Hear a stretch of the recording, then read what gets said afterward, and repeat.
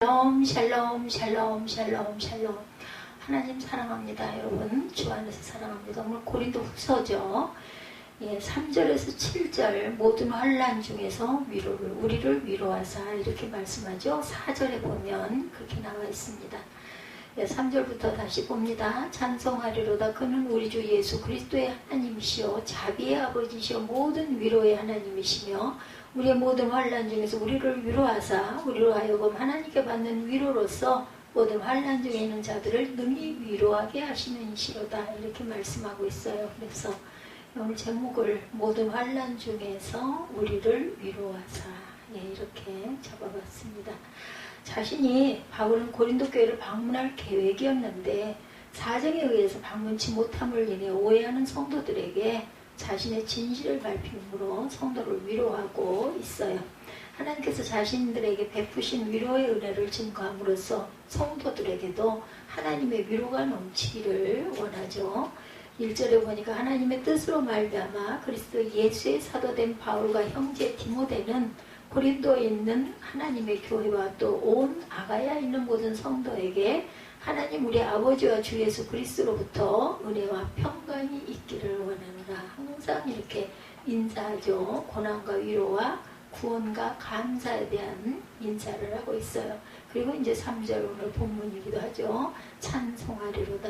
그는 우리 주 예수 그리스도의 하나님이시요 자비의 하나님이시요 모든 위로의 하나님이시며 우리가 늘 찬송을 합니다. 찬송의 가사를 음미하면서 찬송의 가사 속에서 우리의 마음을 주님께 토로하고 입술로 고백하는 찬양과 경배 가장 중요하다고 저는 생각합니다. 말씀을 전하는 것은 전하는 자, 담임 목사님이나 아니면 강사님들이 올라오셔서 전하지만 찬양과 경배는 모든 회중이 함께 한 마음이 돼서 입술로 고백하는 그러한 예배이죠. 그렇기 때문에 정말 중요하다고 생각해요. 바울은 아시아에서 복음을 증거하기 위해 살 소망이 끊어질 정도로 힘에 지나도록 심한 고생을 받았지만 하나님께서 구원해 주시고 위로를 주셨음을 증거한 거죠. 바울은 하나님께서 우리에게 위로를 주시는 것은 우리로 하여금 그 하나님의 위로로 환난당한 형제들을 위롭게 하기 위함이라. 바울의 이런 전도는 어떤 면에서 하나님의 위로를 전달하는 일이기도 합니다. 죄악 중에 심판을 받게 된 사람들에게 구원을 전하는 일은 이 세상 무엇보다도 큰 위로의 전달이었다라는 것. 그래서 저는 인사를 꼭 샬롬으로 합니다. 우리가 축복하는, 눈을 보면서 서로에게 축복하는, 이건 목회자만 성도에게 축복을 하는 게 아니라 성도도 목회자에게 축복을 하는 귀한 시간이죠. 마음이 하나가 돼야 되죠. 이와 같이 하나님의 위로를 받은 성도들은 고난에 빠진 형제들을 위로해야 되고 가장 큰 위로인 하나님의 복음을 증거하는 일에 힘써야 되겠다. 주님의 말씀 속에서 우리 또한 위로를 받고 마음의 평안을 느끼죠. 돕고 위로하신 하나님이에요. 시편 86편 17절에 은총의 표적을 내게 보이소서. 그러면 나를 미워하는 그들이 보고 부끄러워하오리니 여호와여 주는 나를 돕고 위로하시는 이십니다. 이렇게 고백되어 있어요. 시편 86편 17절입니다. 어미가 자식을 위로하듯 하신다. 이사야 66장 13절이에요. 어머니가 자식을 위로한 같이 내가 너희를 위로할 것인즉 너희가 예루살렘에서 위로를 받으리니 이렇게 증거해요. 너희가 이를 보고 마음이 기뻐서 14절이에요. 이사야 66편 13, 4절 제가 10편이라고 했나요? 이사야 4자입니다. 너희가 이를 보고 마음이 기뻐서 너희 뼈가 연한 풀의 무성함 같으니라. 야훼의 손은 그의 종들에게 나타나겠고 그의 진노는 그의 원수들에게 더하리라. 그리스도의 고난과 함께 주시는 위로라고 5절에 말씀하고 계세요. 그리스도의 고난이 우리에게 넘친 것 같이 우리가 받는 위로도 그리스도로 말미암아 넘치는도다. 그리스도의 고난이 우리에게 넘친 것처럼 위로도 넘친다. 바울이 복음을 죽기까지 고난받는 것은 바로 그리스도의 남은 고난에 동참하는 것으로 죄인을 구원하시는 하나님의 구원 사역으로 말미암은 고난이었던 것이다. 그리스도의 고난은 십자가의 고난을 의미하죠. 죄인들을 구속하기 위한 죽음에 이르는 고난이었는데 바울이 복음을 위해 죽기까지 고난받은 것은 그리스도의 남은 고난에 동참하는 것으로 죄인을 구원하시는 하나님의 구원 사역에 우리가 동참하는 것이다. 그리스도의 고난에 동참하는 것이 그리스도를 따르는 제자들에게는 필수적인 조건이기도 하다라고 빌립보서 1장 29절에 증거합니다. 그리스도께서 십자가의 고난으로 구원의 길을 열어놓으셨듯이 그리스도로 말미암아 구원의 은혜를 입은 제자들은 복음과 함께 고난을 받으며 구원 사역을 감당해야 되는 것이다. 바울은 자신들에게서 그리스도의 고난이 넘친 것 같이 위로도 그리스도로 말미암아 넘친다. 주님께서 십자가의 고난 후에 부활의 영광을 받으셨는데 제자들에게도 이러한 영광된 소망이 있어서 큰 위로가 될 수 있다는 것. 예언된 고난이죠. 베드로전서 1장 11절에 자기 속에 계신 그리스도의 영이 그 받으실 고난과 후에 받으실 영광을 미리 증언하여 누구를 또는 어떠한 때를 지시하는지를 상고하니라 말씀합니다. 의인의 고난은 어떤 고난일까요? 시편 34편 19절에 의인은 고난이 많으나 야훼께서 그의 모든 고난에서 건지신다라고 말씀하고 계세요. 하나님을 의지함으로 우리가 구원을 받는다고 6절에 우리가 환난당하는 것도 너희가 위로와 구원을 받게 하려는 것이요 우리가 위로를 받는 것도 너희가 위로를 받게 하려는 것이니 이 위로가 너희 속에 역사하여 우리가 받은 것 같은 고난을 너희도 견디게 하느니라 이렇게 증거하고 있습니다. 자신들이 아시아에서 복음을 증거하다가 당한 환난은 마치 죽음과도 같은 정도로 혹독한 것이었음을 진술해요. 하나님께서 자신들에게 사형 선고를 받는 것 같은 환난을 당하게 하심은 자신을 의지하지 말고 오직 하나님만을 의지하도록 하기 위함이었다라고 바울은 증거합니다. 하나님께서는 절망 같은 상태에서 하나님만을 바랄 때 구원의 은혜를 베푸셨던 것이다. 바울은 하나님께서 자신들에게 베푸신 은혜를 증거하면서 성도에게 자신들을 위하여 기도해 줄 것을 부탁하죠. 자신들이 하나님께 놀라운 은혜를 받음으로 인해 다른 많은 사람들도 함께 감사케 하기 위함이다. 의뢰한 것을 지키시는 하나님이에요. 그죠? 디모데후서 1장 12절에 이로 말미암아 내가 또 이 고난을 받되 부끄러워하지 아니하면 내가 믿는 자를 내가 알고 또한 내가 의탁한 것을 그날까지 그가 능히 지키실 줄을 확신합니다. 사자의 입에서 건지셔. 디모데후서 4장 17절에 주께서 내 곁에 서서 나에게 힘을 주심은 나로 말미암아 선포된 말씀이 온전히 전파되어 모든 이방인이 듣게 하려 하시니 내가 사자 입에서 건짐을 받았느니라. 내가 사자 입에서 건짐을 받는 건 온전히 전파돼서 많은 이방인들이 듣게 하기 위하여 내가 건짐을 받았다라는 거죠. 사자 입에서. 네, 다시 한번 봅니다. 디모데후서 4장 17절 주께서 내 곁에 서서 나에게 힘을 주심은 나로 말미암아 선포된 말씀이 온전히 전파되어 모든 이방인이 듣게 하려 하시니 내가 사자 입에서 건짐을 받았느니라. 방문 계획 변경에 대한 설명이 또 있습니다. 9절에 우리는 우리 자신이 사형 선고를 받은 줄 알았으니 이는 우리로 자기를 의지하지 말고 오직 죽은 자를 다시 살리시는 하나님만 의지하게 하려 하심이라. 그가 이같이 큰 사망에서 우리를 건지셨고 또 건지실 것이며 이후에도 건지시기를 그에게 바라노라. 너희도 우리를 위하여 간구함으로 도우라. 이는 우리가 많은 사람의 기도로 얻은 은사로 말미암아 많은 사람이 우리를 위하여 감사하게 하려 함이라. 12절입니다. 우리가 세상에서 특별히 너희에 대하여 하나님의 거룩함과 진실함을 행하되 육체의 지혜로 하지 아니하고 하나님의 은혜로 행함은 우리 양심이 증언하는 바니 이것이 우리의 자랑이라. 방문 계획 변경에 대한 설명을 하고 하나님의 은혜로 하는 목회라고 얘기하죠.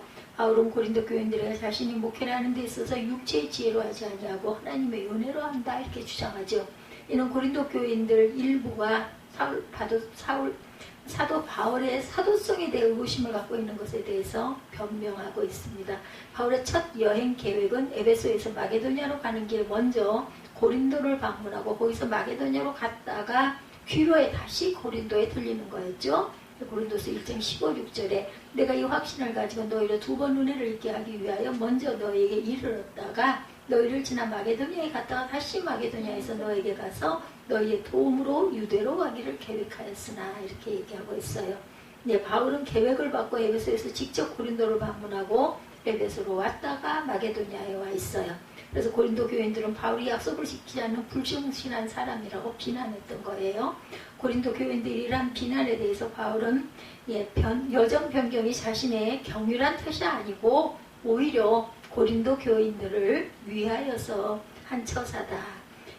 고린도서 1장 22-3절이에요. 내가 내 목숨을 걸고 하나님을 불러 증언하시게 하노니 내가 다시 고린도에 가지 아니한 것은 너희를 아끼려 합니다. 이렇게 말씀하고 있어요. 23절과 고린도후서 2장 4절에 증거합니다. 오늘 본문 23절과 지혜에 권하는 말로 아니한다. 고린도전서 2장 4절에 내 말과 내 전도함이 설득력 있는 지혜의 말로 하지 아니하고 성령에 나타나신과 능력으로 하여 너희 믿음이 사람의 지혜에 있지 아니하고 다만 하나님의 능력에 있게 하려 함이라. 은혜 안에서 수고하죠. 고린도전서 15장 10절입니다. 그러나 내가 나된 것은 하나님의 은혜로 된 것이니 내게 주신 그의 은혜가 헛되지 아니하여 내가 모든 사도보다 더 많이 수고하였으나 내가 한 것이 아니오 오직 나와 함께 하신 하나님의 은혜로라. 그러므로 나나 그들에게 이같이 전파하며 너희도 이같이 믿었느니라 말씀합니다. 생명의 말씀을 증거하고자 하죠. 빌립보서 2장 16절에 생명의 말씀을 밝혀 나의 다른 박질이 헛되지 아니하고 수고도 헛되지 아니하므로 그리스도의 날에 내가 자랑할 것이 있게 하려 함이라. 주 예수의 날의 자랑을 은혜로 수고하는 자들 사도들에 대해서 14절에 증거하고 있어요. 너희가 우리를 부분적으로 알았으나 우리 주 예수의 날에는 너희가 우리의 자랑이 되고 우리가 너희의 자랑이 된다. 이렇게 얘기하고 있죠. 자신들이 복음을 전하고 목회사역을 감당함에 있어서 진실과 거룩함으로 행하는 것이 주 예수의 날에 사랑할 것이다. 또한 바울은 우리 주 예수의 날에 고린도 교인들이 자신의 자랑이 되고 자신이 고린도 교인들의 자랑이 되기를 바란다고 말해요. 예수의 날에 자랑할 것이라. 이 말은 현재 고린도 교인들이 자신에 대해 부분적으로 이해하고 있지만 예수님께서 재림하시는 날에 자신이 그들을 자랑하는 것까지 그들도 자신을 자랑할 것이라는 거죠. 복음을 전하여 하나님의 자녀가 된 성도들이 바울은 바로 자신의 사역의 열매로 자랑할 유일한 존재라고 증거합니다. 바울이 주의 날에 성도들이 자신의 자신의 자랑이 되고 이게 자꾸 글자가 잘못 나와 있어요. 자신의 성도들의 자랑이 되기를 바랄 수 있었던 것은 그가 진실함과 거룩함으로 성도들을 대했기 때문이다. 세상을 심판하시는 날 로마서 2장 16절에 곧 나의 복음의 이름비와 같이 하나님 예수 그리스도로 말미암아 사람들의 은밀한 것을 심판하시는 그날이라 말씀합니다.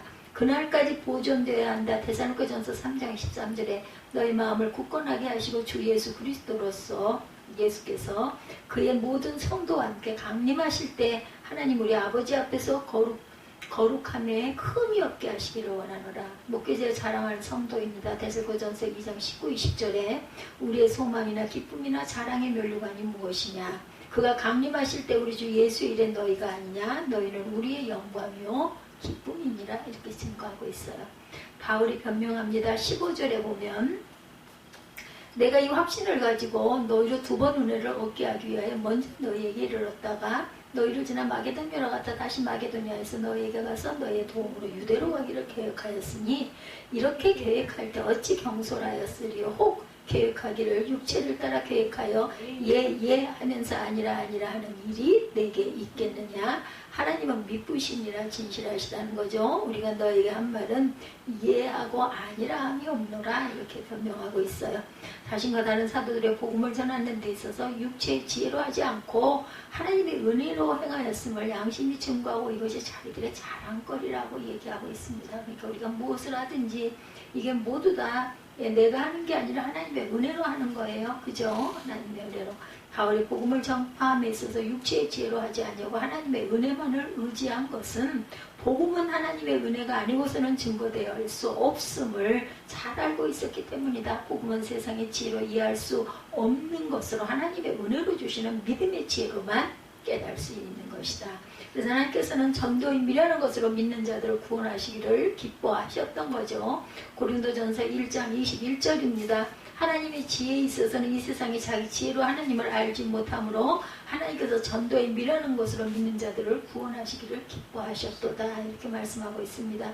거룩함과 진실함으로 고린도 후서 1장 12절입니다. 우리가 세상에서 특별히 너에게 대하여 하나님의 거룩함과 진실함으로 행하되 육체의 지혜로 하지 아니하고 하나님의 은혜로 행함은 우리 양심이 증언하는 바니 이것이 우리의 자랑이라. 우리 양심이 알아요. 그죠? 사람들 앞에서 아닌 척해도 우리 양심은 그게 아님을 우리는 안다라는 거죠. 육체대로 행하지 않았다고 고린도서 10장 3절입니다.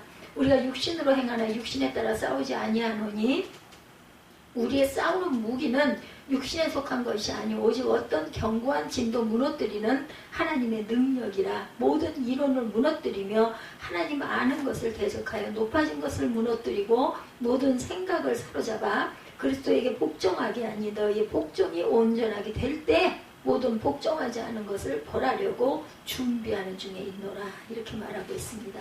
신실하신 하나님이라고 그 다음 번에 보면 18절 하나님은 미쁘시니라. 우리가 너에게 한 말은 예하고 아니라 함이 없노라. 우리 곧 나와 실로아나 디모데로 말미암아 너희 가운데 전파되는 하나님의 아들 예수 그리스도는 예하고 아니라 함이 되지 아니하셨으니 그에게는 이해만 되었느니라. 하나님의 약속은 얼마든지 그리스도 안에서 이해가 되니 그런즉 그로 말미암아 우리가 아멘하여 하나님께 영광을 돌리게 된다라고 20절에 말씀하고 있어요. 바울 하나님께서 예라고 말씀하시노 아니라고 말씀하시노 약속을 변개치 아니하시는 신실한 미쁘신 분이다. 하나님께서 신실하신 것 같이 하나님의 종된 자신도 입으로 약속을 변개하여 신의를 저버리는 자가 아니라는 것을 증거하고 있습니다. 바울은 자신이 성도들과 약속을 지키지 못한 것은 자신이 신실지 못해서가 아니라 그럴 만한 이유가 있었다고 강조하고 변명하고 있어요. 하나님은 미쁘시다. 1장 고린도 전서 1장 9절에 너희를 불러 그의 아들 예수 그리스도 우리 주와 더불어 교제하게 하시는 하나님은 어때요? 미쁘시도다. 미쁘다는 뜻은 신실하시다는 거죠. 변함이 없으세요. 패할 수 있는 하나님의 미쁘심입니다. 로마서 3장 3절에 너희는 아직도 육신에 속한 자로다. 너희 가운데 시기와 분쟁이 있으니 어찌 육신에 속하여 사람을 따라 행함이 아니리요. 그래서 우리는 분쟁이 있어서는 안 되는 거죠. 돕는 자로서의 사역의 자세에 대해서 23절에 그것도 우리에게 주시고 보증으로 우리 마음에 성령을 주셨다라고 얘기하죠. 21절부터 봅니다. 우리를 너희와 함께 그리스도 안에서 굳건하게 하시고 우리에게 기름을 부으신 이는 누구세요? 하나님이시니 그 또한 우리에게 인치시고 보증으로 우리 마음에 성령을 주셨느니라. 내가 내 목숨을 걸고 하나님을 불러 증언하시게 하노니 내가 다시 고린도에 가지 아니한 것은 너희를 아끼려 함이라. 우리가 너희 믿음을 주관하려는 것이 아니요 오직 너희 기쁨을 돕는 자가 되려 하니 이는 너희가 믿음에 섰으니라. 이렇게 말씀하고 있습니다. 자신이 고린도에 가지 아니한 것은 그들을 아끼려 합니다. 또한 자신이 성도를 주관하려는 것이 아니요 그들의 기쁨을 돕는 자가 되려 함이라고 14절에 증거하죠. 바울은 자신이 사랑으로 목회사역을 감당함을 강조합니다. 이러한 바울의 겸손한 자세는 모든 복음사역자가 본받아야 할 바람직한 사역의 자세라는 것 잊지 말아야 되겠죠. 믿음의 주관자는 누구시라고요? 하나님이시라고 고린도전서 3장 7절에 그런즉 심는 이나 물 주는 이는 아무것도 아니로되 오직 자라게 하시는 이는 누구? 하나님뿐이니라. 섬기는 자세 마태복음 20장 26절에 너희 중에 그렇지 않아야 하나니 너희 중에 누구든지 크고자 하는 자는 너희를 섬기는 자가 되고 너희 중에 누구든지 으뜸이 되고자 하는 자는 너희의 종이 되어야 하리라. 그래서 우리가 종입니다. 종. 그래서 고린도서 1장의 결론입니다. 바울이 복음과 성도를 위하여 헌신하며 겸손하게 사역을 감당한 것과 같이 모든 성도는 자신을 낮추고 복음을 위하여 주어진 직분을 충성스럽게 감당해야 한다. 이는 교역자뿐 아니라 그리스도의 몸된 교회의 지체로서 섬기는 모든 성도에 갖추어야 할 봉사의 자세다. 오늘 고린도후서 1장 3절에서 7절까지의 말씀에 우리가 어떻게 해요? 고난 중에 늘 감사해야 되겠죠. 고난 중에 감사하십시다. 고난은 축복의 도구죠. 그래서 고난을 변장된 축복이라고 말하기도 해요. 모든 환난 중에 우리를 위로하신 하나님께서 우리에게 고난이 축복의 지름길이라는 거죠. 그래서 우리는 고난 중에도 감사해야 된다. 그래서 고난을 변장한 축복이라고 말한다는 거죠. 고난이 없이 축복이 없고 실패가 없이 성공이 있을 수가 없어요. 저절로 하루아침에 내게 모든 것이 잘 되고 성공이 다가오는 것이 아니다. 에디슨의 유명한 말이 있죠. 그 많은 실패를 어떻게 그렇게 견디고 여기까지 오셨냐 그랬더니 저는 실패한 일이 한 번도 없습니다. 나는 2만 번의 실험을 했을 뿐입니다. 그리고 2만 1번째 이걸 깨달았을 뿐입니다. 이렇게 대답을 했다고. 2만 번. 말이 2만 번이지 얼마나 기가 막힌 숫자예요. 그죠? 많은 고난을 통과하고 난 후에 우리에게 하나님의 은혜와 축복이 임하게 되고 실패하고 또 실패하고 실패한 끝에 우리에게 성공이라고 하는 축복이 다가온다라는 거죠. 그래서 예언도 마찬가지라고 그러죠. 수만 번 예언이 빗나가고 틀리고 빗나가고 틀리고 하고 그 2만 번이 넘은 그 이후부터 낮아져 간다라는 거예요. 위대한 바울의 일생도 이렇게 고난의 연속이었다. 그러나 그의 고난은 놀라운 하나님의 축복이 기재되어 있어요. 특별히 그가 감옥에서 쓴 서신들이 다 하나님의 은혜로 가득한 성경. 감옥에서 오죽이나 하면은 그죠? 편지를 그렇게 썼겠어요. 오죽 은혜가 넘쳤으면. 그래서 옥중서신이죠. 에필골몬 그죠? 주옥 같은 은혜의 말씀으로 가득 차 있습니다. 우리가 다가오는 고난을 극복하는 힘이 주님 안에서 절대 긍정, 절대 감사의 신앙이 있다. 오늘 벼랑간에 수용을 하는데 수용하는 시간이 저는 기도하는 시간이잖아요. 벼랑간에 그 생각이 나더라고요. 다메섹에서 예수를 빛 가운데 만났던 것처럼 바울도 빛 가운데 예수를 만나면 정말로 은혜를 받게 되고 그러면 깨달아지겠구나 하는 마음이 벼랑간에 들었어요. 뭐 생각을 한 것도 아닌데 그래서 제가 이렇게 기도해 줘야 되겠다.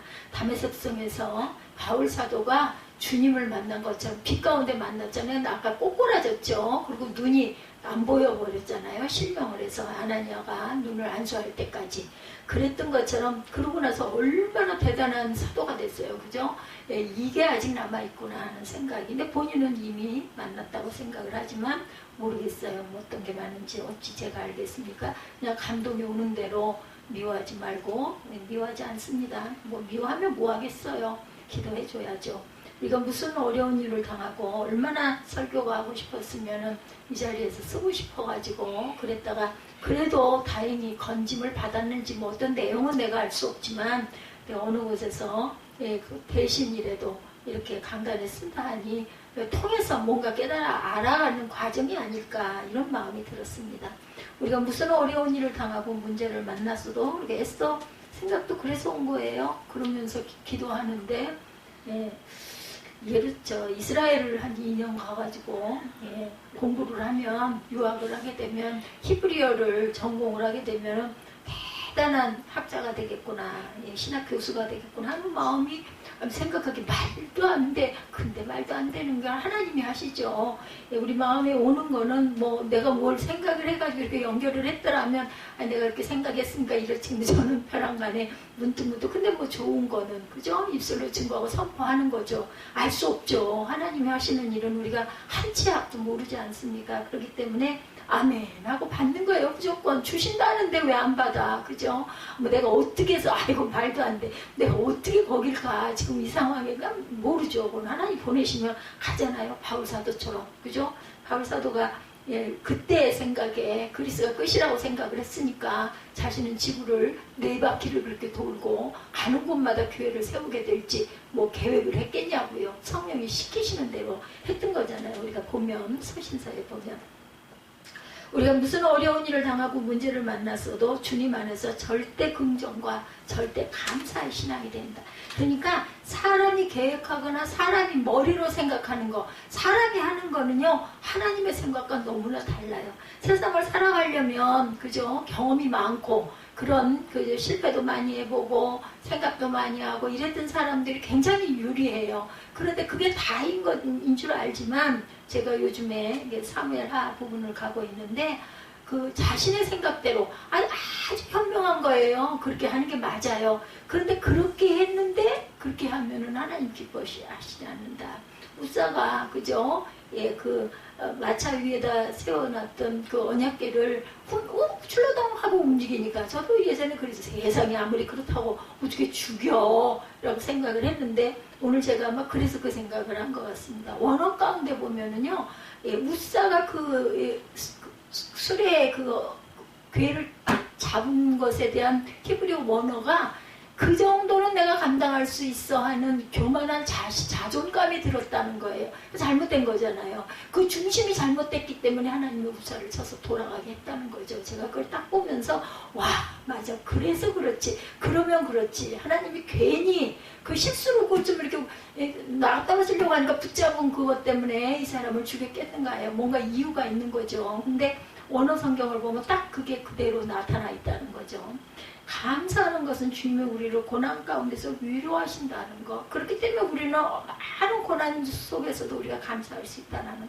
고난을 통해서 우리가 또한 해답을 얻게 되고 축복이 임한다는 것을 우리가 알기 때문에 어때요? 고난 속에서 소망을 갖잖아요. 그죠? 고난 중에 우리를 늘 위로하십니다. 고난 중에 위로하시는 주님에 대해서 한번 우리 생각해보죠. 고린도서 1장 3, 4절이죠. 찬송하리로다. 그는 우리 주 예수 그리스도의 하나님이시오. 자비의 아버지시오.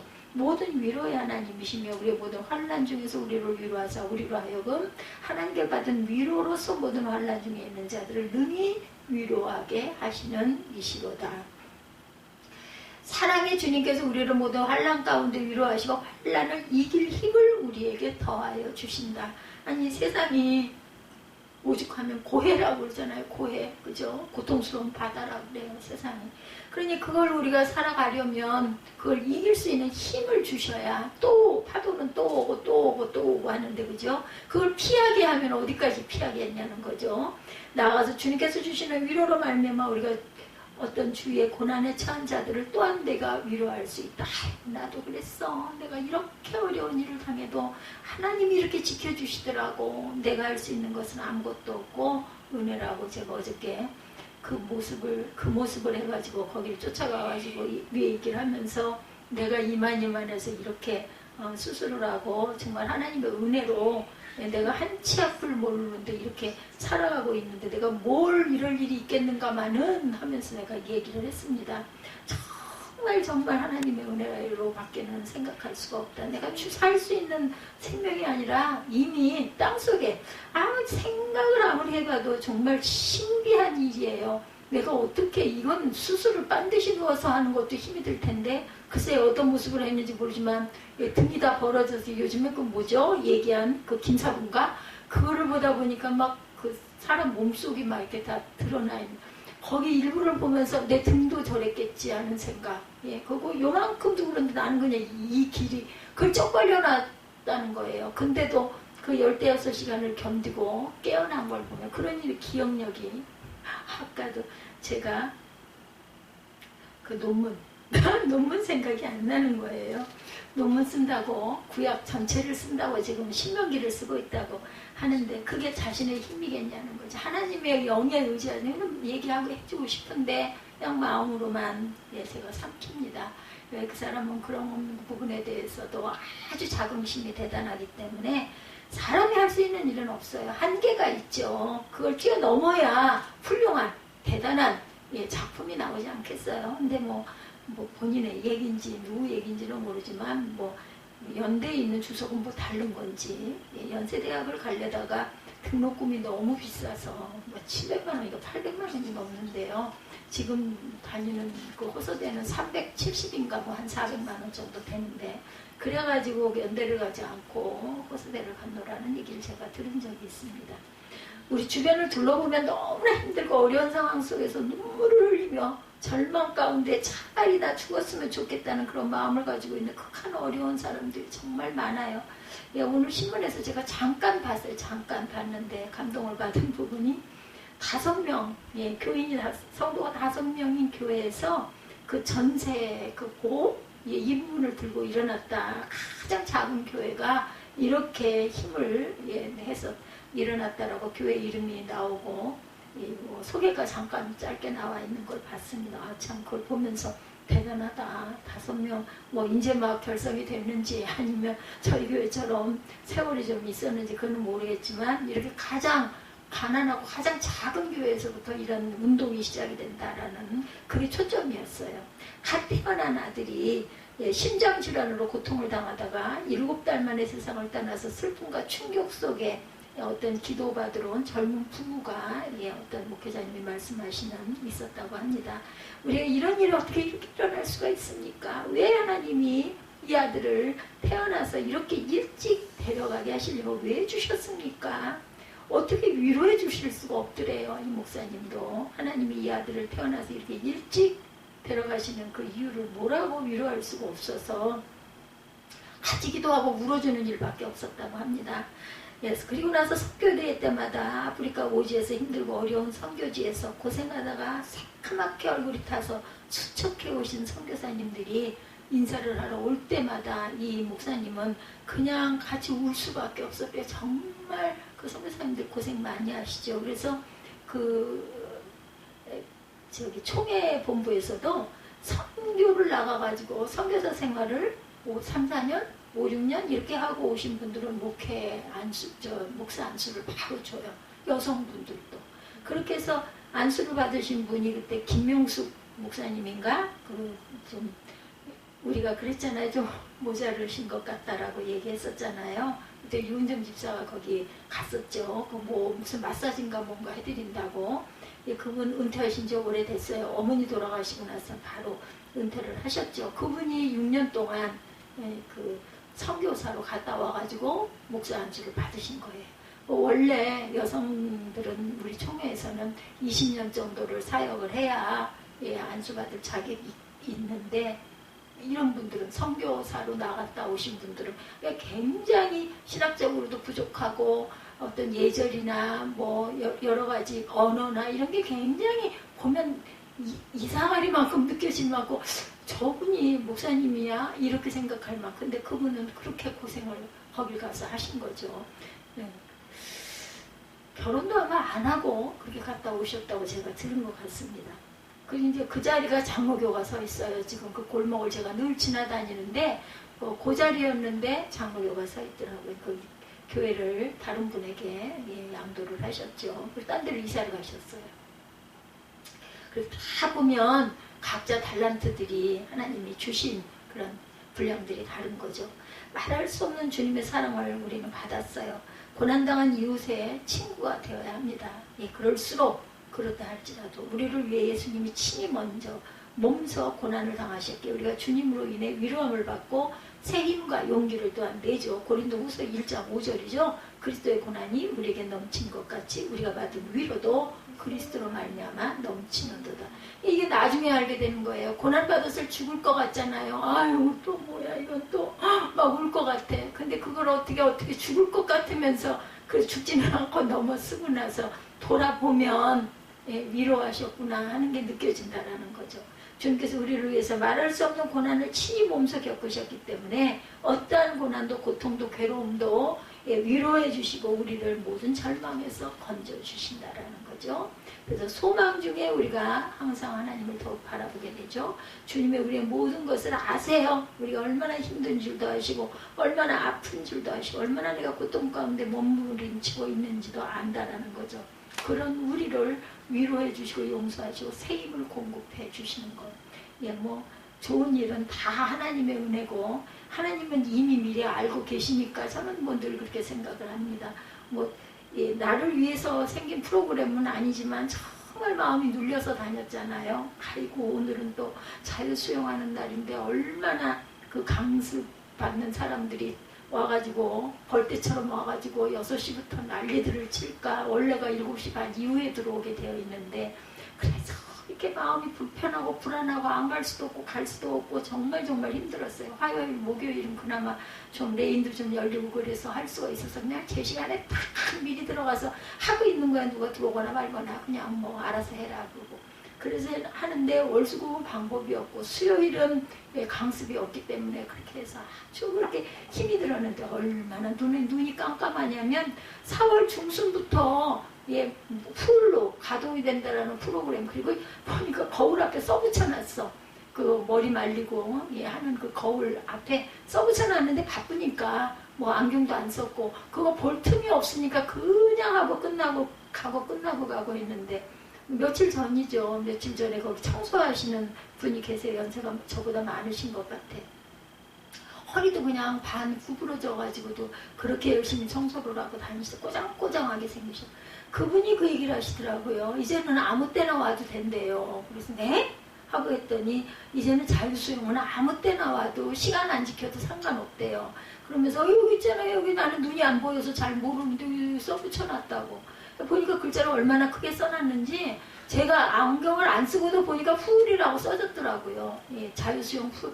매일 아침 새벽 6시부터 예, 그러고 이제 화요일하고 목요일만 12시에서 1시, 12시에서 2시 이틀만 그 뭐죠? 그 저 물속에서 그 춤추면서 하는 그걸 하기 때문에 그때는 레인이 다 거치거든요. 그때만 예, 그 시간에 12시에서 1시 월수금은 그리고 화목은 1시에서 2시 예, 월수금은 12시에서 2시 화목은 1시에서 2시 그래서 그냥 그건 생각도 하지 말자 그냥 2시 이후에는 나는 가면 돼 이렇게 생각을 하니까 예, 이제 간을 보는 거죠. 3시경은 어떨까 4시경은 어떨까 가가지고 뭐 그냥 텅텅 비어있는 아이들은 물론 이제 4시 3시에 가면은 그 시간 지나가서 4시 타임부터 애들이 오죠. 그래봐야 2레인 정도 2레인, 3레인 정도 쓰면 레인이 2-3개는 열려 있는데 사람이 없어요. 그러니까 그냥 레인에서 나 하고 싶은 대로 완판 수영하고 근데 이제 다 좋은 건 없더라고요. 아, 샤워를 하고 나가면 물바다 탈의실이 아이들이 막 물을 그냥 마룻바닥에다 얼마나 흘려가지고 큰 산을 해놓고 뭐 소쿠리니 뭐니 막 엉망진창으로 저는 그렇게 생기면 정신이 없어가지고 걸음을 못 걸어요. 그래서 내가 닦고 다니면 청소하게 생겼어 거기 가가지고. 그래도 그게 편하죠. 그래서 오늘도 치우고 닦고 한 10분 이상을 그렇게 하고 이걸 어떻게 하면 이 시간을 내가 또 이것도 싹 빠져가지고 그 사이에 아이들이 나오기 전에 할 수 있는 방법은 혹시 없을라나 그것도 이제 과제예요. 기도해야죠. 그리고 뭐 그러지 않아도 늦게 갔을 때도 나와보면 소쿠리가 한 10개씩 온 사방에 늘려있으면 저는 그거 먼저 집어가지고 소쿠리도 많이 쌓이면 엄청 무거워요. 근데 그걸 꼭 갖다가 제자리에다 갖다 집어넣어야 직성이 풀리고 바닥도 한바탕 닦아가지고 이 발을 디딜 수가 없으니까 어른들도 애들이 딛고 나간 거 사이사이로 밟고 그냥 하고 가지 그걸 닦는 사람이 거의 없어요. 그렇다고 위에서 내려와가지고 중간중간 거기를 닦아주는 것도 아니고 맨날 그거 닦고 치우고 소쿠리 이번엔 나 안 할 거야. 나 팔도 아프고 허리도 이런데 내가 그 무거운 걸 왜 들여다 갖다 거기다 꼭 놔둬야 돼. 그냥 이렇게 모아놓는 곳만도 어딘데 서너 개씩 이렇게 모아놓고 결국은 갈 때는 그거 들여다 다 놓고 제가 가게 돼요. 타고난 걸 어쩔 수가 없는 것 같아요. 어찌됐든 간에 이것도 하나님의 은혜다. 내가 이 젊은 날 잠깐 수영 조금 한 게 지금 이 수영이 아니면 내가 뭘로 운동을 할 수가 있을까. 그 시간이 얼마나 그렇게 기쁘고 몸이 자유로우니까 누워있으면 눌리는 게 없으니까 그게 너무 좋은 거죠. 팔이 고생을 하죠. 그렇게 많은 횟수를 그 헤엄을 치는데 팔이 원동력이니까 다리는 그냥 따라가는 정도고 다리도 또 3개 차면 벌써 마비 증상이 오기 때문에 3개 찰 수가 없어요. 그냥 딸려가는 거지. 그러니까 오래 걸리죠. 그래서 2시간여 가까이 수영을 하고 나와서 30분 정도 걸려서 씻고 올 때 3-40분이 걸리고 들어가서까지 3시간이 좀 넘겨 걸리죠. 그래도 오늘도 승리했네요. 근데 시간이 자유로워지니까 이제 아들이 이제 또 나를 기다리게 하네요. 늦게 와가지고 기다려줘야 또 차를 같이 타고 오죠. 그럼 뭐하러 버스를 타고 그렇게 돌아서 그렇게 오는지 여기서 그냥 차를 타고 가면 20분이면 갈 수 있는 거리를 버스를 타고 오면 시간 반 가까이 걸리는데 또 그래도 자기는 그게 편하대. 밥을 안 먹어도 그냥 그렇게 하고 아이에 들어가는 게 편하기 때문에 버스 타고 오는 거 그렇게 지루하거나 힘들지 않다고. 근데 엄마 마음은 또 안 그렇죠. 나랑 만나서 내가 좀 늦게 가도 되니까 그러면 어디서든 규련역에서 그럼 만나가지고 같이 가면 금방 가서 얼른 씻고 얼른 가면은 함께 갈 수가 있는데 근데 그렇게 고집을 부려서 그것 때문에 요즘 날 좀 다퉜죠. 찬송가 88편이죠. 내진정 사모하는 2절에 보면 내 마음의 모든 염려 이 세상 고락도 주님 항상 같이하여 주시고 시험을 당할 때 악마의 계교를 즉시 물리치사 나를 지키네. 온 세상 날 버려도 주 예수 안 버려.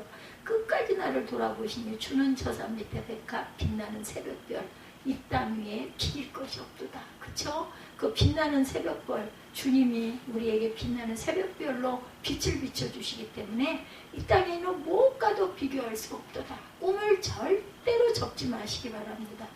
하나님께서 분명하게 교회를 섬기고 그 어려움 속에서도 지금까지 이렇게 이끌고 오신 것은 한 영혼이 늘 그 생각이 나요. 한 영혼이 천하보다 귀하다고 그랬어요. 그 한 영혼이 빛을 발하고 귀하게 쓰임을 받아야 하기 때문에 여기까지 이끌고 오셨을 줄 누가 알겠느냐인 거예요. 그렇기 때문에 아이고 내가 무슨 이 나이에 이 환경에 이런 생각 절대 하지 마시기 바랍니다. 중요한 거 내 마음이 어디에 가 있는가 이게 중요해요. 내가 이미 한번 태어나 이제 이 나이 정도가 됐는데 이후로 내가 뭐 편안히 눕고 먹고 자고 쓰고 그냥 둥실둥실 그냥 살 것인가 아니면 뭔가 나도 하나의 작은 점이라도 내가 찍어보고 갈 것인가 본인의 그 소명을 향한 자신의 표대 그거를 어떻게 해요? 달려간다 그러죠. 경주자처럼 어떻게 달려? 끝까지 달리는 끝까지 경주하는 경주가 분명히 중요하다는 것. 이 땅에 어떤 것도 비길 것이 없습니다. 주님이 우리와 함께 하시고 제가 목이 많이 좋아졌어요. 그러니까는 꾸준하게 노력하고 감사하면 그리고 저는 순간순간 느껴요. 내가 이런 환경에서도 누가 있어야 아무도 없잖아요. 아무도 없고 누구랑 말을 섞을 사람도 없잖아요. 그럼에도 불구하고 내가 이게 지루하거나 정말 마음에 낙심되거나 이런 게 아니라 너무 감사하고 달콤하고 기쁜 거는 하나님의 은혜가 내 위에 임하시기 때문이구나. 뭐 더 비길 것도 없고 어제도 참 제가 참 부족하다 보니까 그렇기도 했지만 나는 그렇게 얘기했어요. 뭐 전도, 선교 이게 중요한 게 아니라고. 숫자가 3명이든 5명이든 10명이든 50명이든 500명이든 그게 중요한 게 아니지 않냐고. 예배는 어느 교회나 큰 교회나 작은 교회나 아주 조그마한 교회도 서너 명이 앉아서 예배를 드려도 가장 귀한 건데 그게 방해가 돼서야 되겠냐고. 큰 교회라고 해서 작은 교회 목사가 와서 얘기한다고 뭐 저렇게 시끄럽게 떠들어대 맨날 나보고 너무 민감하다. 뭐가 민감해? 어떻게 그게 민감하다고 할 수가 있냐고. 그래서 처음에는 좀 들으시더니 이제는 뭐 이까지 조그만 교회에 있는 목사가 무슨 목사로 보이겠냐. 그렇진 않긴 뭐가 그렇지가 않아. 그러고도 남지. 그죠? 그런데 어저께 막 얘기를 퍼댔더니 아래층 카페가 있어요. 그 카페가 물새던데 그 자리 아닌가요? 그 이제 비어있다가 카페를 자신이 열었다고. 올라와가지고 누가 찾는다고 빨리 가자고. 보내놓고 나중에 생각하니까 이분이 사람이 참 좋으시더라고요. 아주 인테리, 뭐 음악을 하는 사람들이니까 다른 여자분들은 나이들이 있어서 좀 퉁퉁하고 다들 그런데 이분은 아주 전혀 군살도 없이 아주 얼굴도 관리가 돼 있는 그런 분인데 죄송하다고 손님이 와서 찾아서 한다 해서 제가 말이 길어서 죄송한데 어쨌든 좀 꼭 좀 부탁을 해달라고.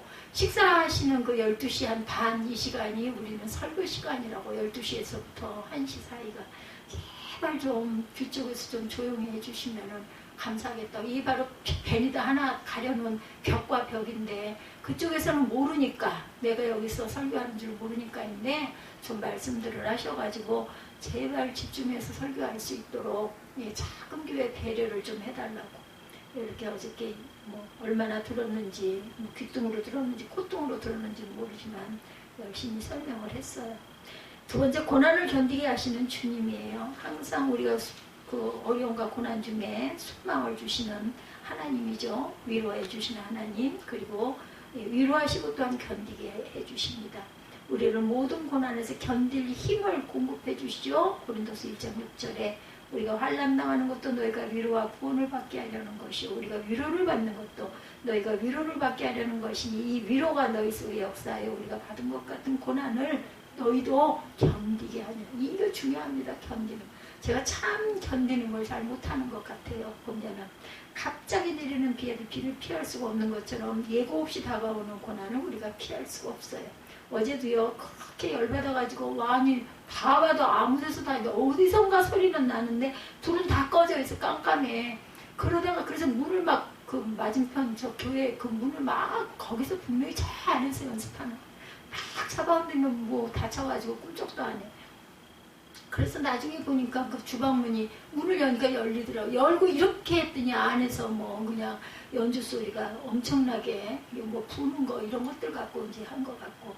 그리고 이제 앞에서 그분 그 여자분이 뭐 인도를 하시느라고 뭐 그 부분은 어떻게 하고 그러면은 그 좀 조금 좀 서서 기다리다가 조용한 좋은 목소리로 얘기를 했으면 좋을 텐데 그랬겠어요? 확 열고 그냥 제발 그러고 했죠. 그냥 정말 사람이 살 수가 없다고. 도대체 바로 이거 판 하나 옆인데 사람이 누워있을 수도 없고 뭐 집중할 수도 없고 도대체 이게 뭐냐고. 나는 저 아래 저 화장실 옆에 있는 음악실에서 누가 연습들을 하느라고 그런 줄 알고 죽자고 참다가 10시까지 이걸 참아야 되나. 시간은 왜 이렇게 한가. 8시에서 9시가 9시가 됐는데 도저히 못 참겠어 벌떡 일어난 거거든요. 찾아놨으니까 그게 없어가지고. 그랬더니 정말 내가 생각해도 나중에 생각하니까 아이고 좀 이렇게 좀 의젓하게 좀 조용하게 좀 이렇게 좀 정장케 했어야 하는데 그러니 제가 참 견딜 힘이 없는 거죠. 그래도 또 그 대거리 하시던 그분 그 리더 되시는 그분은 또 진작 오시지 그 왜 참고 계셨니 또 내가 알았냐고 그렇게들 모여서 그러는지. 내가 아이고 교회에서 이렇게 연습하시는데 제가 또 이랬군요. 어떡합니까 그러니 저는 저 음악실에서 이렇게 소리가 이시한가. 도대체 왜 방음을 안 하느냐고 이제 가서 쫓아가서 그 얘기를 할 판이었거든요. 그랬더니 자기들이 한 달에 한 번씩 이렇게 모여서 이렇게 연습을 해가지고 아마 뭐 이제 예배 시간 말미나 특송 비슷하게 그 연주를 하는 모양이더라고요. 그래서 아이고 죄송하다고 뭐 제가 아주 인사는 인사대로 깍듯이 열심히 했죠. 근데 제발 좀 이렇게 좀 생각을 해달라고. 여기가 엄청 울린다고. 천정도 울리고. 예, 우리 참 코로나 고비 넘어왔어요. 이제는 정복했다고 볼 수 있죠. 예, 세계에서 1900만 명 이상이 감염이 됐다고 하네요. 또 2000만 명이 넘어갔을 거예요. 그죠? 우리가 이제는 뭐 어떻게 보면 소강 상태이기도 하고 끝지점이라고 볼 수는 있기는 하지만은 예, 그래서 예, 3일마다 100만 명씩 감염되는 그런 사태가 계속 이루어지고 많은 사람이 죽기도 했죠. 이제 예, 그래서 백신과 치료제가 우리는 발견이 돼서 발명이 돼가지고 3차, 4차까지 추가 접종까지 엄청나게 많은 예, 그 아마 예, 물자도 재산도 많이 쏟아 부어졌을 거예요. 정말 예, 이게 언제 끝날까 했는데 정말 그래도 금방 속방 상태가 돼서 이제는 뭐를 준비해요?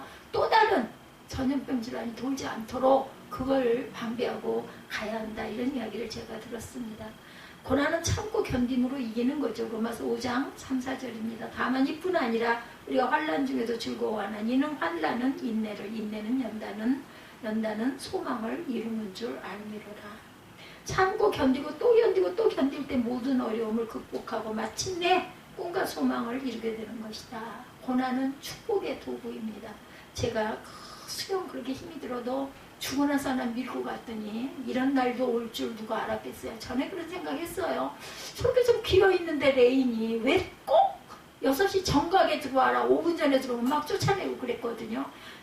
그건 무슨 심사일까. 자신들의 레인하고 상관없이 50분부터는 입장하게도 되어 있는데 보통 수영장들은 아주 그 행보가 대단했거든요. 강사 선생님들. 그럼 정말 자존감이 상해요. 나이 젊은 사람들이 막 그렇게 우국거리고 아니 심지어는 하고 있는 사람 와서 붙잡아 일으켜서 나가라고 그러더라고요. 55분, 57분 이런데도.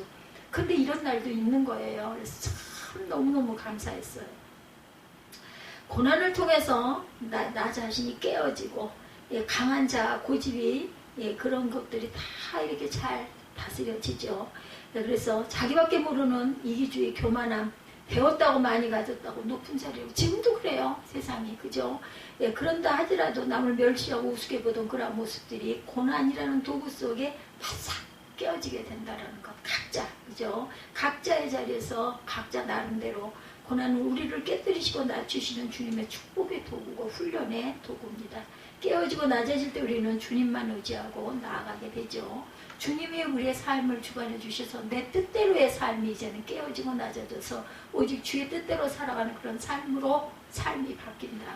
갈라디아서 2장 20절이죠. 너무 잘 아는 말씀이죠. 내가 그리스도와 함께 십자가에 못 박혔나니 그런즉 이제는 내가 사는 것이 아니오 오직 내 안에 사시는 그리스도께서 사시는 것이다. 이제 내가 육체 가운데 사는 것은 나를 사랑하사 나를 위하여 자기 자신을 버리신 하나님의 아들을 믿는 믿음 안에서 사는 것입니다. 저는 얼마나 축복받은 사람인지 몰라요. 예, 그 청빙받은 그 목사님들, 그죠? 장로들이 앉아가지고 시계 보고 잰다는 거 아시죠? 그래가지고 사인이 막 올라간대잖아요. 끝내야 된다. 다음 프로그램이 기다린다. 제가 어디서 읽으니까 그렇더라고요. 그러니 프로그램도 중요하지만 이게 과연 성령의 은혜일까? 성령의 인도하심이 이 프로그램의 시간 따라서 탁탁, 물론 어느 정도 정해진 룰이 필요하긴 하겠지만 정말 이건 은혜가 아니다 하는 생각들이 났다라는 그런 제가 글을 보면서 참 나는 복의 복을 받았구나 하는 생각이 들더라고요. 바울이 예수 믿고 나서 그 삶이 변화되고 예수를 위해 죽기까지 충성하는 그런 귀한 하나님의 일꾼으로 변화가 되었는데 그 일생은 고난의 연속이었다는 거. 다 좋은 건 없다니까요. 제가 청소하고 다닌다고 아까 말씀드렸죠. 바울의 그 회심을 못마땅하게 여긴 유대교의 신봉자들이 끝까지 바울의 사역지를 따라다니며 괴롭히죠. 죽을 고비 여러 번 넘긴 거 여러분 아시죠? 1장 8, 9절입니다. 형제들아 우리가 아시아에서 당한 환난을 너희가 모르기를 원하지 아니하노니 힘이 겹도록 심한 고난을 당하여 살소망까지 끊어졌다 그래요. 오죽이나 하면 우리 자신이 사형 선고를 받은 줄 알았으니 이는 우리로 자기를 의지하지 말고 오직 죽은 자를 살리시는 하나님만 의지하게 하심이라. 얼마나 고난이 컸던지 살소망도 끊어졌다라고 하죠. 이제 죽었구나. 그런 절망의 자리까지 그가 내려가게 되었다는. 그런데 소명을 다 하기 전까지는 살려두시죠. 예, 제 1차 선교 여행 때 보면 루스드라에서 반대자들의 돌에 맞아서 정신을 잃고 갖다 내다 버렸잖아요. 그죠? 시체를. 근데도 또 툭툭 털고 일어났다고 그러죠. 성경학자들은 말하기를 그때 바울이 3층 차에 갔다 온 것이 아닌가 오죽이나 하면 이렇게 생각을 한다고 합니다. 실제로 그가 죽은 줄 알고 끌어다가 성 밖에 내다 버렸어요. 사도행전 14장 19절입니다. 유대인들이 안디옥과 이고니온에서 와서 무리를 충동하니 그들이 돌로 바울을 쳐서 죽은 줄로 알고 시외로 끌어내치니라. 또 여러 바퀴를 돌다 보니까요. 뒤에 후반부에서는 이 내용이 있는 건 몰랐어요. 근데도 딱 분명 생각이 나죠. 이런 중요한 것들은. 그런 극심한 고난 가운데서 바울은 주님만 믿고 의지하고 또 일어나서 또 언제 그랬느냐. 정말 건강하신 분. 물론 하나님의 성령의 위로로 성령의 감동으로 성령의 보호로 도우심으로 일어날 수 있었지만 그래도 어느 정도 육신이 버텨주니까 일어나지 않았겠냐는 거죠. 주님은 우리가 고난을 통과할 때 주만 믿고 의지하게 하시고 고난을 통과하는 과정을 통해 우리 자아가 깨어지고 낮아짐으로 말미암아 온유하고 겸손한 위대한 하나님의 사람으로 변화가 되게 한다는 것. 결국 고난이 우리에게 축복으로 이렇게 다가온다는 거죠. 10절입니다. 그가 이같이 큰 사망에서 우리를 건지셨고 또 건지실 것이며 이후에도 건지시기를 그에게 바라노라. 주님이 우리를 고난에서 건지셨고 지금도 우리를 건지시고 앞으로도 우리를 건지실 것이라는 거죠. 우리가 어떤 고난을 당해도 결국 우리는 망하지 않고 반드시 다시 일어나 믿음으로 일어나 우리에게 예배된 주님의 놀라운 은혜와 축복을 소유할 수 있다. 고린도후서 4장 8, 9절입니다. 우리가 사방으로 우겨쌈을 당하여도 쌓이지 아니하며 답답한 일을 당하여도 낙심하지 아니하며 박해를 받아도 버림받지 아니하며 거꾸로 뜨림을 당하여도 망하지 아니하고 어떤 환난이 다가오고 고난이 다가온다 할지라도 우리는 절대로 결코 망할 일이 없어요. 왜? 주님이 함께 하시기 때문에 잘 참고 견뎌 주님의 축복을 다 소유하는 주님의 귀한 자녀들이 되시기를 축복합니다. 고난 중에 세 번째로 감사하게 하신 하나님이에요. 고난을 통해서 우리가 주님 앞에 감사하는 삶을 살도록 우리의 삶을 인도해 주신다는 것. 고난 중에 감사하게 하시는 주님에 대해서 1장 11절에 너희는 우리를 위하여 간구함으로 도우라. 이는 우리가 많은 사람의 기도로 얻은 은사로 말미암아 많은 사람이 우리를 위하여 감사하게 하려 합니다. 고난을 이긴 힘이 감사. 고난 중에도 감사를 멈추면 안 되죠. 원망과 불평은 우리를 더 큰 고난으로 빠뜨리는 것. 그러므로 문제 속에 어려움 속에 고난 속에 갇혔을 때 감사하고 또 감사하고 감사해야 된다. 그래도 그나마 그렇게라도 해주셔서 감사합니다. 4장 15절입니다. 고린도후서 이는 모든 것이 너희를 위함이니 많은 사람의 감사로 말미암아 은혜가 더하여 넘쳐서 하나님께 영광을 돌리게 하려 합니다. 내 힘으로 감사할 수 없을 때 주님이 나를 도와주셔서 성령의 은혜로 감사하게 만들어 주신다라는 거죠. 데살로니가전서 5장 18절입니다. 범사에 감사하라. 이것이 그리스도 예수 안에서 너희를 향하신 하나님의 뜻이니라. 감사할 때 하나님의 풍성한 은혜가 임하게 되죠. 감사함이 우리의 감사를 하나님이 기뻐 받으신다라는 것. 고난 중에 감사하는 걸 더욱 기뻐 받으시겠죠. 감사를 통해서 구원의 놀라운 역사를 이루게 해주세요. 시편 50편 23절에 감사로 제사를 드린 자가 나를 영화롭게 하나니 그 행위 그를 옳게 하는 자에게 내가 하나님의 구원을 보이리라. 여러분 어떤 것 선택하시겠어요? 고난 선택 안 하시겠어요? 아니면은 구원을 보시겠어요? 고난을 통해서. 감사를 통해 모든 어려움을 이기게 하시고 모든 것이 합력하여 선을 이루는 하나님의 축복을 체험하게 된다는 거죠. 로마서 8장 28절입니다. 우리가 알거니와 하나님을 사랑하는 자 곧 그의 뜻대로 부르심을 받은 자들에게는 모든 것이 합력하여 선을 이루느니라. 이 말씀이 왜 불안간에 제 뇌리에 왔는지 모르겠어요.